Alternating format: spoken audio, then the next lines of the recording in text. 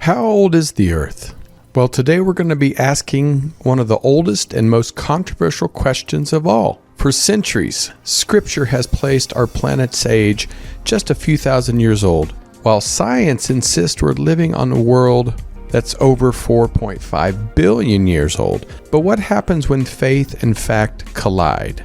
Joining us is renowned paleontologist and author, Professor Donald Prothero, whose work has been at the front lines of this very debate. Together we'll explore the evidence that reveals Earth's true timeline, why the controversy continues to divide so many, and what's at stake when we choose belief over science, or science over belief. This isn't just about rocks or fossils, it's about how we understand our place in history, the universe, and even in our own belief system. Buckle up, because by the end of this conversation, you may never look at our planet the same again. I'm Tony Sweet with Truth Be Told. Please welcome to the Truth Be Told studios, paleontologist and author, Professor Donald Prothero. Well, welcome, Dr. Prothero. How you doing? Great. Thanks for inviting me. I'm excited because I saw this article about science versus scripture and the true age of Earth, and it was really fascinating to me, for thousands of years, and that humans have been finding fossils that are way older than, the current environment that we live in.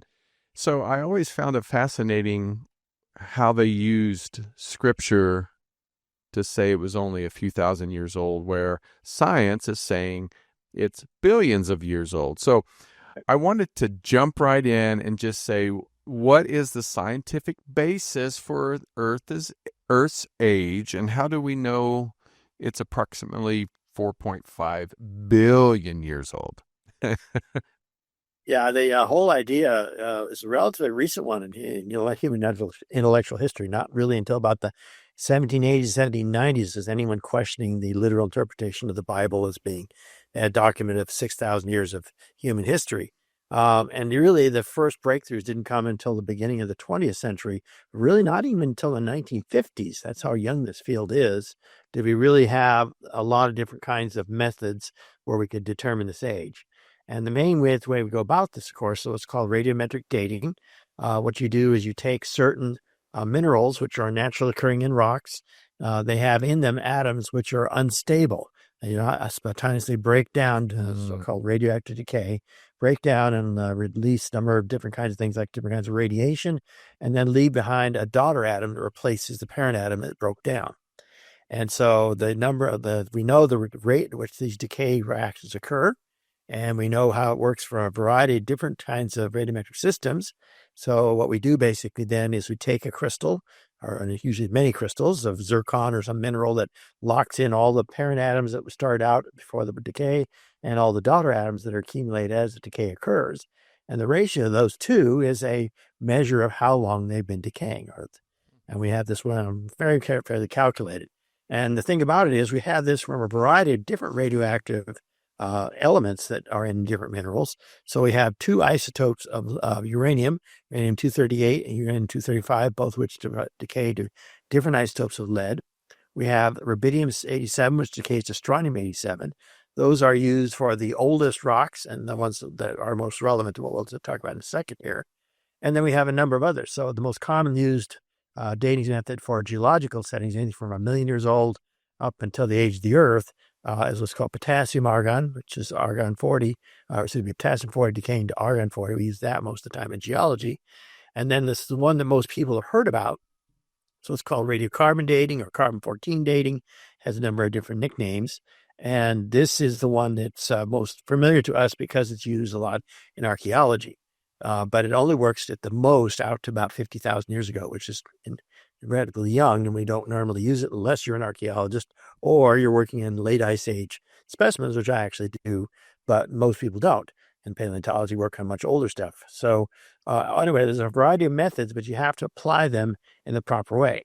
And so to get to the punchline then, the way we know that the Earth and the universe are a certain age is by measuring those radioactive elements, both the parent and the daughter, in these different types of materials. The oldest dates we've come up with so far are 4.567 plus or minus 0.00013 billion with a B years old, or 10 to the ninth years old. That comes from a number of meteorites, what are called carbonaceous chondrites, which have a composition that tells us they're from the earliest solar system before the planets formed. So that gives us the age of the solar system. And then we have a number of other meteorites, which are also in the 4.5 billion year old range, such as some of the iron nickel meteorites, which come from the cores of other planets. And sometimes you get them from other meteorites as well. There are moon rocks that are almost that old. The oldest ones are around 4.5 billion and 4.4 billion. So we have a pretty close agreement there that the solar system is not much younger than the age of the universe itself. And then the key thing, though, is that we do not at the moment have Earth rocks older than about 4.3 billion, but that's because the Earth has a mobile crust and constantly recycling it and destroying the oldest crust. So we are lucky to find we actually have mineral grains that are 4.4 billion. So we're close to that, but we don't have rocks at that old age because the Earth's crust is so dynamic. But anyway, a convergence of moon rocks and meteorites, both which give 4.567 as the oldest objects we know of. And we know this from multiple independent isotopic systems, rubidium, strontium, both isotopes of uranium, lead. All of that tells us it's not some kind of a fluke. There are, of course, people in the creationist community who deny any radioactive dating is possible. That's because they don't understand how it works. And my good friend, Brent Dalrymple, who's one of the pioneers in potassium argon dating, the student of my university, University College, where I used to teach, he points out it's like you would say, go into a clock shop and there's a bunch of clocks on the wall. And a couple, three of them are all, not working so well. They weren't correctly calibrated or whatever. You don't throw out all clocks because there are one or two that don't work. You recognize that as long as most of them that are independently giving you the same answer are giving the same time, then they must be right. And that's what he said. When the creationists will point to some anomalous date here or there, usually because they don't understand how to use it right. That isn't proof that the system is flawed. That's proof they don't know what they're doing. Wow, that's a great explanation, and I hope people that are listening to this podcast or watching this podcast, they go back and listen to it a couple times because there's a lot in there. And then that's the scientific side. I want to know if your thoughts on how these young Earth creationists interpret Genesis to supply a timeline that are only 7,000 years old. Where do these calculations come from? Do you know? The first major influential attempt to do that was done in the 1540s to show you how antique it is by a famous scholar, Archbishop James Ussher of Armagh, Ireland. And he was typical of the scholarly community of his time, which of course accepted the Bible pretty much literally. And so he did the so-called begat method, where he would look at the age of the patriarchs as mentioned in the first books of the Bible. Right. Lamech begat his son so-and-so when he was 670-something years old, and he begat his sons. And they would do a little back calculation to determine, how many thousands of years supposedly were represented by these people who lived in possibly long times. And that's all taking this stuff literally. But even if you do that, you can't get to the age of the Earth, because that only covers a small portion of biblical history. And so all of the scholars by the 1500s and since then, of course, have worked on sort of calibrating that against what was known of Egyptian and other ancient cultures at that time in their history, which is, of course, much better known now. And so in most cases, that would give them answers in that range of numbers. It's actually the number that Ussher, for example, famously gave was 4004 BC. And you wonder what's going on there. There's a lot of fudging going on, starting with the fact that at the time he wrote that, he believed, of course, that there should only be about 6,000 years, 4,000 years BC, 2,000 years AD. And the old scheme now, they do BCE, ACE now. That those round numbers were just deliberately sort of picked, because it sounded right. There'd be only 4,000 years before Christ.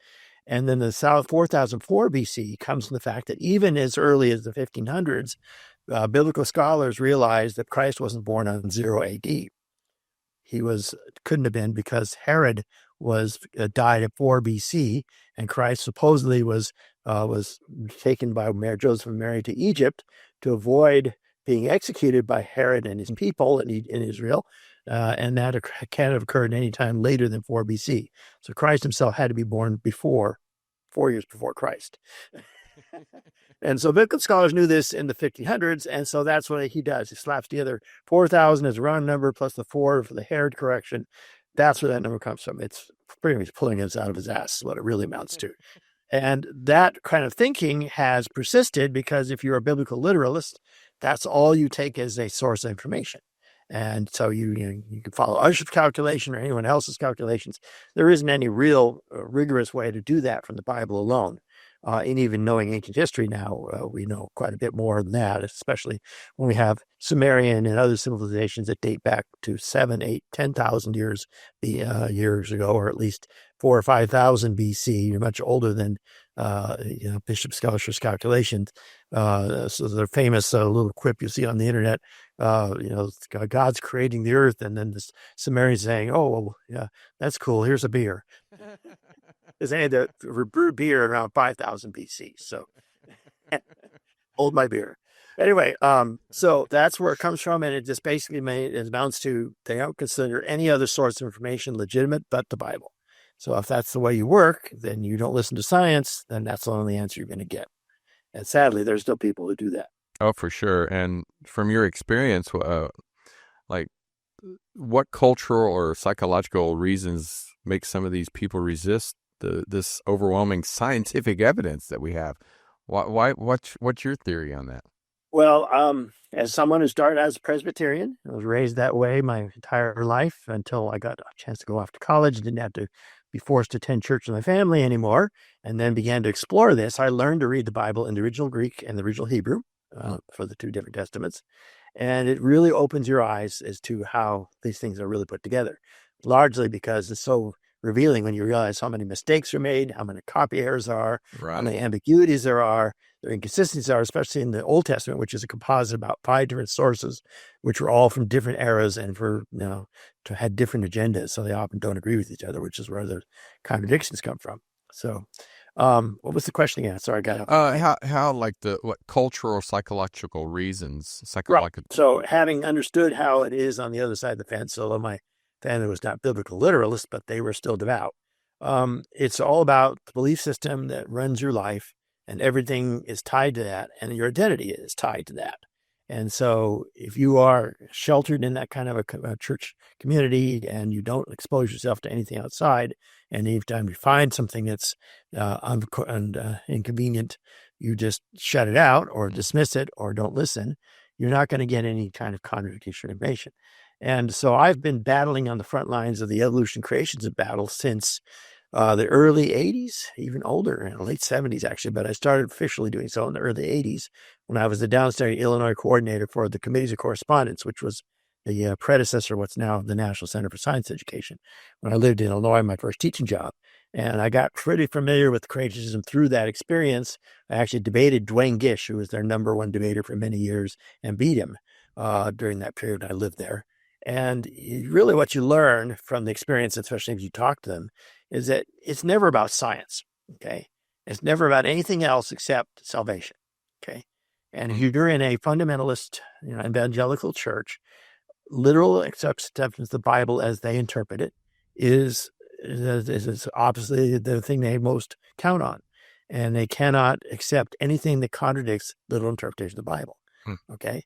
And so no amount of evidence and no amount of argumentation will ever shake that kind of deep-seated faith that basically does not allow for anything to contradict it or to challenge it.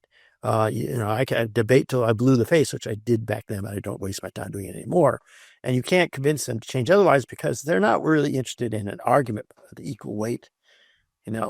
They are only interested in that, at least in their understanding, if they or accept the Bible literally, then they're doomed to hell. That's pretty hard to argue against. You can't make people listen to evidence when they believe that if they accept anything you're telling them, they go to hell. You just can't win that kind of way, or hearts and minds. So no, I totally agree. I grew up in the Kansas, so I kind of know what you're talking about. I want to kind of go back a little bit when it comes to carbon dating. What are some of the misconceptions that exist about carbon dating? and why it's often misrepresented in debates about the Right. Earth's age. Right. It's basically that each of these isotopic systems has its own restrictions of when and where you use it, okay, and what materials you use it on.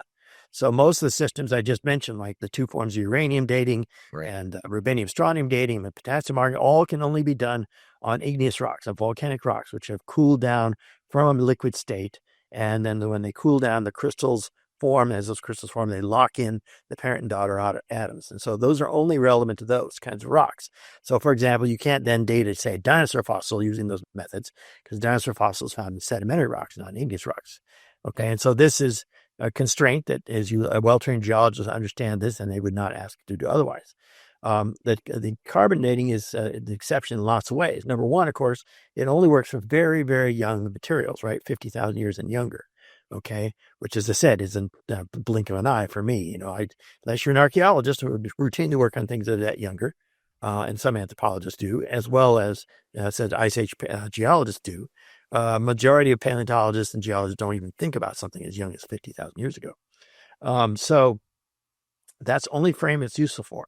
And you would never try to use it on anything older. Okay, it's like having a clock that runs very, very fast and then runs out, right? And I've seen these creationists attempt to discredit the whole method by saying, oh, well, they potassium argon dated this lava flow around this fossil tree at 40 million years old, and then they got the radiocarbon date on the tree of 50,000.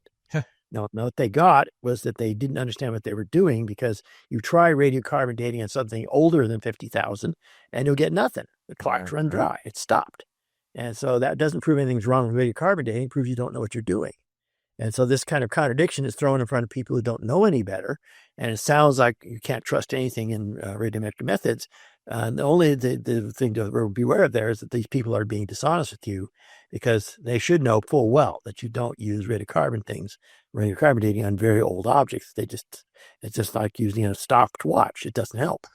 So, yeah, that's funny. I want to use that as a clip. So I want to talk about fossil records and rock strata. Can they provide independent evidence for Earth's vast age? Yes, in a different way, right? Yeah, I was going to say, how do they do that? Radiometric dating, which is a measure of dating numerical ages, millions of years, thousands of years, and so on, billions of years, age of the Earth. And then a technique that was developed long before radiometric dating was relative dating, where you just have a series of stratified rocks, first pointed out in 1669, as a matter of fact, stratified rocks, and you know that if they are piling up one layer on top of another, that the ones at the bottom of the stack should be older than the ones on the top.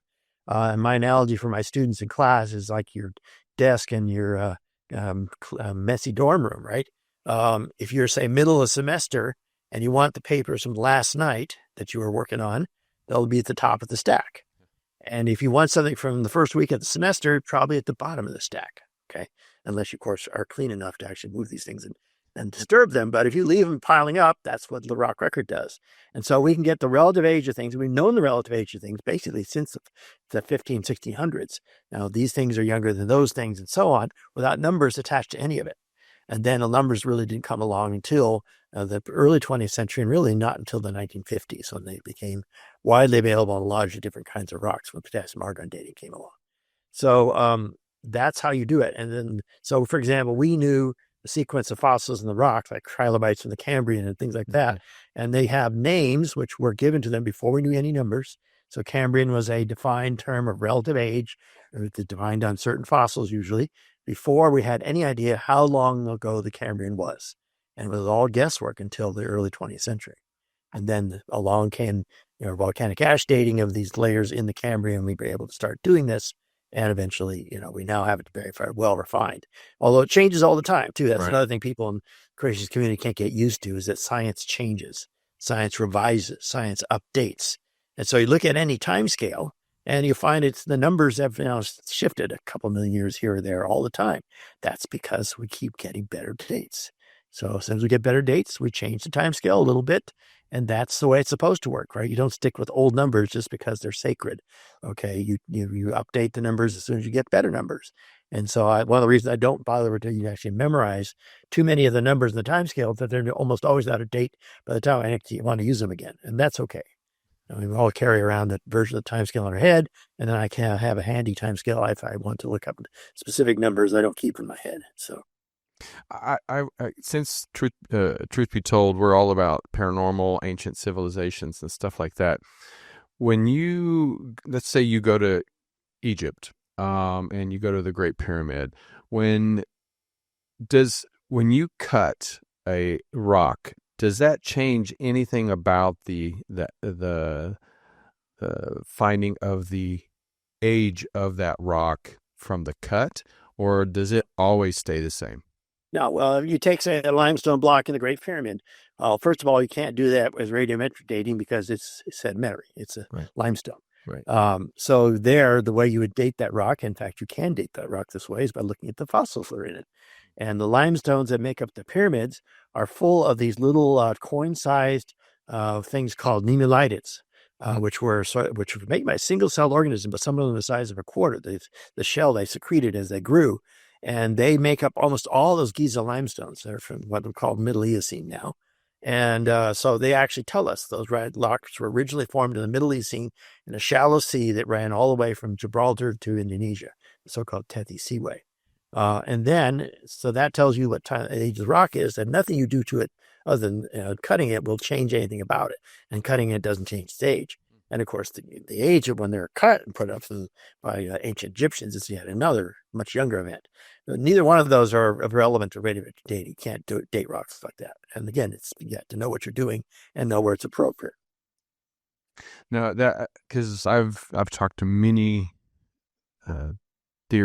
many people about theories about the age of the Great Pyramid, and I've heard. Oh yeah, there's a whole cult following it. Yeah. So I didn't know if that was something that would change. No. There's nothing you do to a limestone that would change its numerical age. Yeah.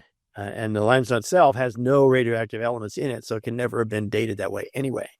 Its only age is determined by what fossils it contains, and it turns out the whole limestone is made of fossils. That's what they are by nature. Limestones are formed by fossil shells. In this case, particular group of shells called nemulites, which tell us is Middle Eocene, about 50 million years old. How would you, as an archaeologist, determine the age of the actual pyramid versus the limestone itself? Well, whenever you can, the thing you look for is something that will have organic carbon in it.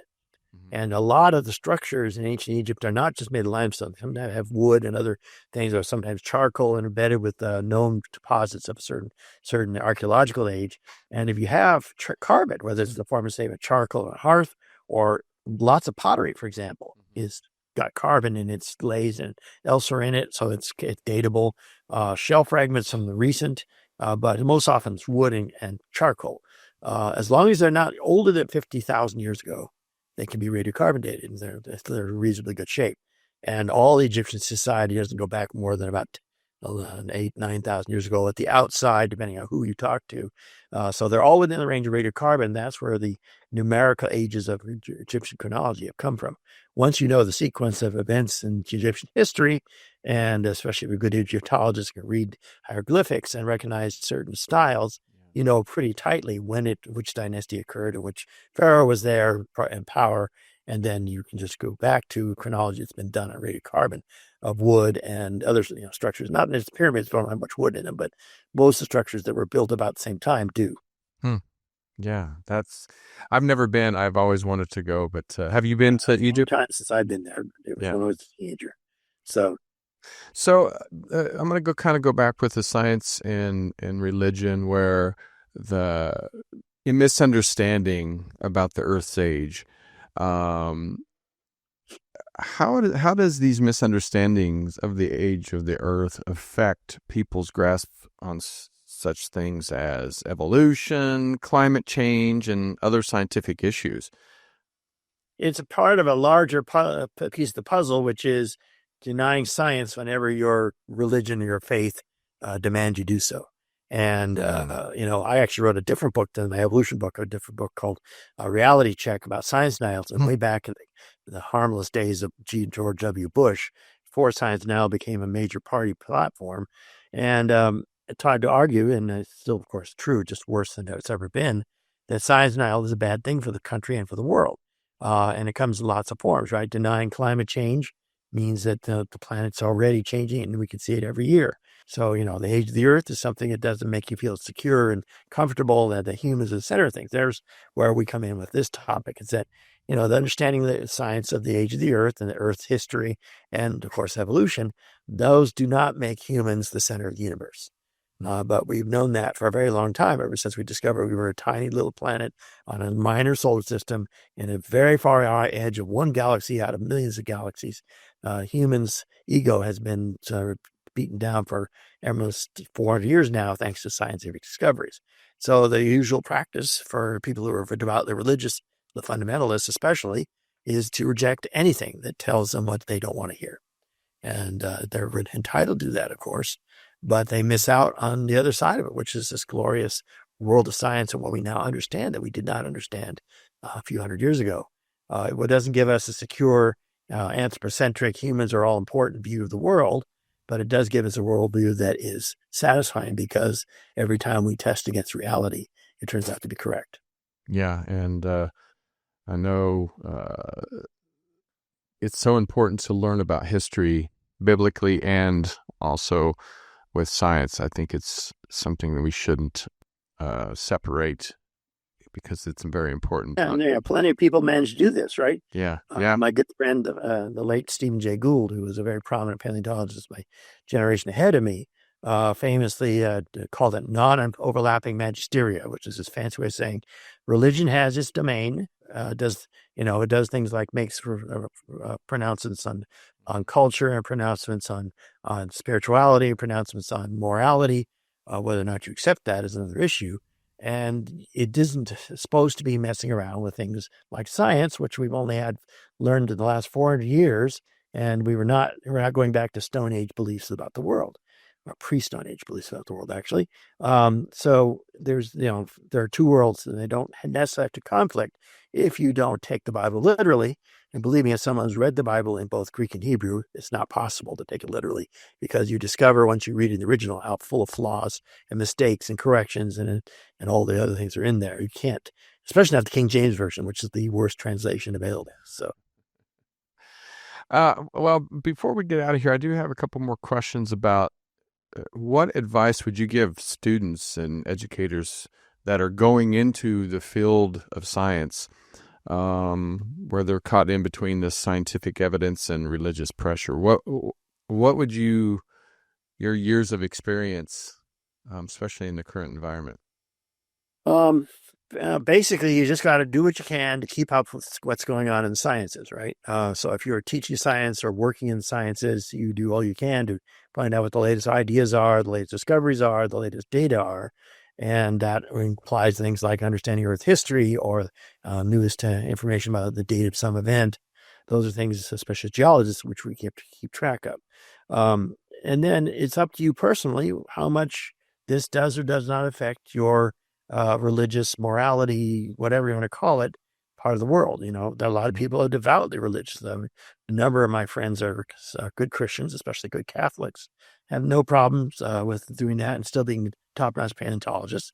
There's no inherent contradiction in being a religious person and being scientific, as long as you don't have the two of them messing around in each other's backyards, right? You just don't let religion mess around with something it's not qualified to tell you.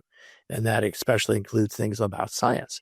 You can believe all you want to believe about non-scientific issues, but science is based on a reality that's external to us.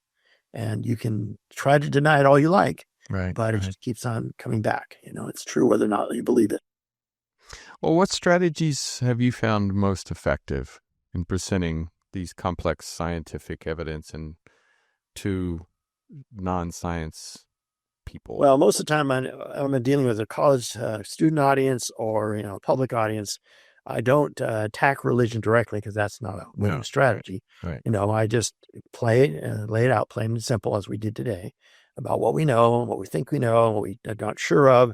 I'm being very honest where our data come from and where we don't yet have good data. That's the way all scientists have to be. They have to be tentative. They have to be honest with their limitations. And we're never absolute about we are sure of something 100%. That doesn't work in science. everything is probabilities. And most of the time I don't tread over the other side because it's not relevant. It's not an issue when I'm teaching a class of science students at a college level. I don't normally bring the religion up at all. And I normally don't get asked, although I don't see them in person much anymore, thanks to COVID. But when I had in-person classes, I hardly can remember any instance of creationists trying to challenge me or raise this issue. Now, there are exceptions. And the main thing I could think of was on the earliest part of my teaching career when I taught in Knox College in Galesburg, Illinois. That's when I was the Downstate, Illinois coordinator for the Community Correspondence. I decided to tackle the problem head on. And what I did is, since this is a liberal arts college, this little tiny college from Knox College in Galesburg, Illinois, a liberal arts college where they wanted to introduce my courses, I did a class called Science, Creation, and the Cosmos. And so it had a little bit of cosmology, a lot of methods and philosophy of science, a little foundation of where evolutionary biology comes from, the evidence that supports it. And then I actually went into the history of creationism and how they developed, because I am pretty well read in that, and what I knew about the Bible from my own direct reading of it in the original language. So by the time we actually talked about a modern American creationism of the late 20th century, like week 7, they were much more sophisticated than most college students are in all these topics. And then I actually threw it out to them to do the battle themselves. So I actually had the two, to divide up the whole class about 70 into 10 groups of 7. And then one day we had a series of 5-minute debates on the stage to show them, number one, that debates are a terrible way to decide a scientific issue. But what it showed is that in a debate format, creationists can give you some simplistic, one-dimensional argument that in fact assumes the wrong thing or is it false to begin with in its premises, and it's very hard for an evolutionist to handle them. And everyone in the room by this point understood that creationism was garbage, and they could see this happening. The debate was winnable for creationists because the format works that way, and especially if the creationist is framing it in their terms, then the scientist has to do a lot of backtracking to explain where they're wrong. And the only time I ever saw the scientific argument won by the other side was when the creationists put out their proposition. These are all, by the way, the standards 10 or so arguments the creationists keep using over a century now that all have been debunked 1,000 times, but they never stop using them. And someone in the creationist debate thing got up and said there was some particular argument, and they were cut off by the other side, said, "Stop right there. Your premise is wrong." End of debate. That's it. If you give them the opportunity to frame it in their form, when I debated Dwayne Gish, this is what he does. He throws out one lie after one misconception, after one distortion, after another, straw man.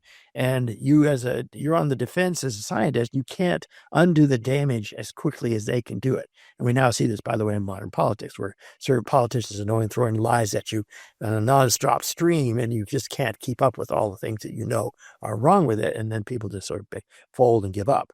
So the Gish Gallop is still a very popular political strategy, we know.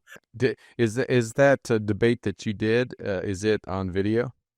No, it was 8. So somewhere in my boxes in the garage, I have a few audio recordings. I would love to hear that. I gave a set to the NCSC when I was I could find them, but I don't know where they are anymore. It was a 4-hour debate. Oh my gosh. Yeah, and it was at Purdue University on a Saturday night, and the creationists, of course, organized it. The guy who ran it was an engineer at Purdue, and they set it up so that, it was Saturday night at a Big Ten university.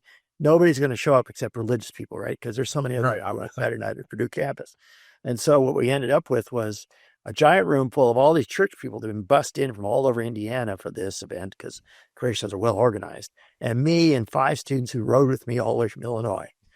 That was my total support system. You were a beast to go in that room. Yeah, I knew that it was going to be the best I could do for it is a draw. You can't win these debates because they won't concede any time that you right. Way. And they're not fair debates because there's no moderator to tell right. the creationists, you just made a mistake here or you just got beaten here. It's not a true debate like you do in, say, high school or college forensics. What they did was that they set it up, and luckily I won the coin toss. So I got the first and the third half hour of the first 2 hours. Wow. Then a week beforehand, I went to watch Dwayne Gish give the same exact speech at University of Illinois, Champaign-Urbana. So you're ready. It's just an unopposed lecture, the standard lecture. It's always the same lecture. His Kodak slides are all faded pink by this point. And it's always the same order with the same punchlines. And so I watched him do this in a general audience where they didn't charge money, and he got booed and heckled a lot by the University of Illinois students because they weren't being bused in from churches. These were real students. And Wow. so, but I got to see his slide order. And so I knew he wouldn't change a thing. He never listens to his opponent. He never changes the thing. He's a robot, or used to be a robot, does the same thing over and over again. So then I made a point in my first half hour of debunking all of his points in his first half of his slideshow before he got to them. And then the third half hour, when I was up first again, I debunked the second part of his slideshow before he got to them. He didn't change a thing. He didn't even acknowledge this. But there were people in the audience who could see the contradiction, because I had pointed out when I said these things, he's going to say this and he will not admit this. And they caught it. And he didn't, he doesn't listen to his opponent. He doesn't answer his opponent. So he just wanted to hear himself. As the debate goes, I had at least beaten him to a draw by the end of 2 hours. But that's going back to one of our original points. After the break, after 2 hours, we were finally given a break. They gave us a stack of little 3x5 index cards, which questions in the audience. And the standard question was for both of us to answer on the top. But then beneath it were the questions that had been sent to me from the audience. And it was all about, are you homosexual? Are you an adulterer? Are you going to hell? There was not a single science question anywhere in that, because I don't give a damn about science, right? Yeah, I was going to say they didn't share it. They were to make trying their to lives better, and means they have things like devices like this in their possession. But this was all about salvation and faith, and that's all they cared about. They didn't care that I'm talking science for 2 hours and they don't listen to any of it. So that honestly, when they know, a lot of people, when they know they're beaten, they go for the being personal. Yeah. And in this case, it's very much about your religious beliefs, your sex life, your or sex orientation. There were some jokes in Gish's standard talk, which I knew exactly when they were coming and what they were. Like, you show a slide of a chimpanzee and say, what did that picture of my grandson do getting in there? Okay. And so you use the same thing. A guy like Gish, who's mocking the idea that we're related to apes, but I was like a 25-year-old college professor, single and really not old enough to have a grandson. There was no way I could steal that joke. Right. It makes sense to do it. It was possible, and I was tempted to do it, but it didn't make sense to me to do that. So, well, you're going to have to find that audio. But before we go, I know you have talked about writing books, because I'm all about UFOs. I'm all about Bigfoot. I'm all about that stuff. You actually wrote a book about UFOs, and I kind of want to just touch briefly on your theory, because people that listen to Truth Be Told definitely want to know what science says about extraterrestrials. Well, that's exactly what the title of the book is. It's called UFOs, Chemtrails, and Aliens, What Science Says. There we go. And it came out a few years ago. My Tim Callahan, my co-author, and I wrote it a few years ago. It won an award for the outstanding science book in the group of the Committee for Science Investigation. So I have that work behind me, actually. But anyway, basically, the evidence is there is no evidence. Okay, as in eyewitness testimony is completely useless, because humans are terrible video recorders and misremember and misinterpret everything we see. So you have to have hard physical evidence. Well, the hard physical evidence is also non-existent. It consists mostly of things that are completely interpreted wrong. People will talk about, for example, Area 51. My dad worked for Lockheed his whole career. He was at Area 51. Oh, wow. And yes, well, he was still active at Lockheed before he retired. He helped build the SR-71 Blackbird, which is the spy plane that was probably the basis for a lot of the UFO sightings that happened in the 50s and 60s. There were many when, a thing was built like, it was a flying saucer, and it traveled at Mach 3 at 10,000, 100,000 feet high above airliners. So commercial airliners wouldn't have any idea what it was. And of course, it was top secret anyway. And so when he was there, there was nothing much more than it was a top secret spy airplane base where they tested spy craft, and they did put it there deliberately. I've been just as close as you can be to it, but of course you can't go past security perimeter. Right. They put it there so you could not observe it from the ground level anywhere. It's completely surrounded by mountains that are held in the security perimeter. And until satellites came along, nobody could see it from any other angle. You couldn't fly over it or anything like that. It was designed back in shortly after World War II, basically, to test spy planes. So they did the stealth bomber there, or the stealth fighter there, which my dad worked on as well. Wow. Or that they did the U-2, which my dad worked on. And so he was there on the Janet flights. They're called out of Vegas a couple of times. And he was never allowed to talk about this until shortly before he passed away. And at that point, all the security restrictions had been lifted on the people that worked for civilian contractors like Lockheed did, built up there. And in that point, he also told me, I think we were watching a late night show about some UFO thing, and they talked about Area 51. He was laughing his head off because he was actually a witness, and he said, "This is all garbage." Wow. Well, I'm Not sure about that length if you want to do another show. So I'm going to have you back for that, but I'm sure some people are very disappointed to hear yeah, that. well, if you look online, I have a TED Talk, only 18 minutes long, and the whole essence of why UFOs are not real. Well, they're unidentified, but they're not aliens. That's Right, better right. saying it. Okay, so last question before I know you're a busy man and, getting back to doing what you do, but what, if you could go back in time, and this is just kind of a fun question, if you can go back in time in a time machine, any moment in Earth's history, what, going clear back to 4.5 billion, which era would you pick and why? I'm actually a person who works on Cenozoic mammals from the last 66 million years. And the interval of time I've spent the most working on is a period called the Eocene Oligocene, which is around 37 to around 30 million years ago, which is the kind of fossils you find, for example, the Big Badlands, South Dakota, one of the best places to see fossils like that. So I've studied all the fossils out of that time and place. So if I had a time machine, I'd go back to the Big Badlands, South Dakota, 30 million years ago. And the cool animals they had then are no less interesting to me than dinosaurs are to other people. I've worked on dinosaurs too, and that was how I got started in paleontology, but I'm a fossil mammal person now. Currently, my main focus is American fossil camels, of which I'm just about to publish a big book on it. So behind me there on my left, or to my right, left as you view me in the screen there, that's a giant giraffe-like camel, which I worked on. So that book is supposed to come out this fall on American fossil camels. So That would be a pretty cool time. I worked on rhinos and a bunch of other American fossils too. So that would be great.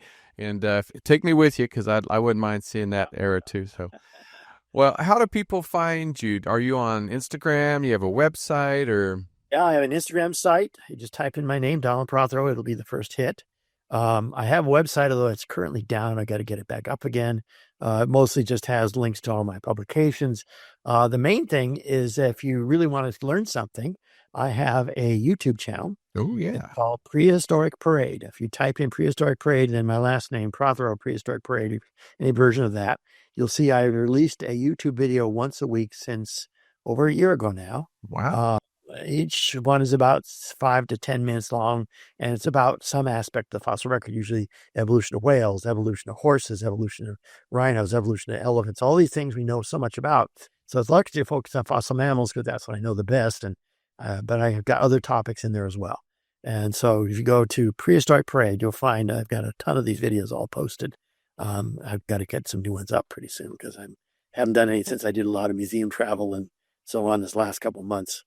Well, hopefully people will go over and support you. And thank you for writing all the books and doing what you do. And I always say I have great respect for people that go to school and do the research that we don't do. We just learn from you. So you'll always be professor. That's what the books are for. Yep. So, yeah. All right. Well, thank you so much. And thank you, everybody, for joining us. And we hope that you enjoyed it. Please come back every Friday for Truth Be Told with me, Tony Sweet, and here on the Club Paranormal Network. Until next time, take care of yourself and each other. Bye.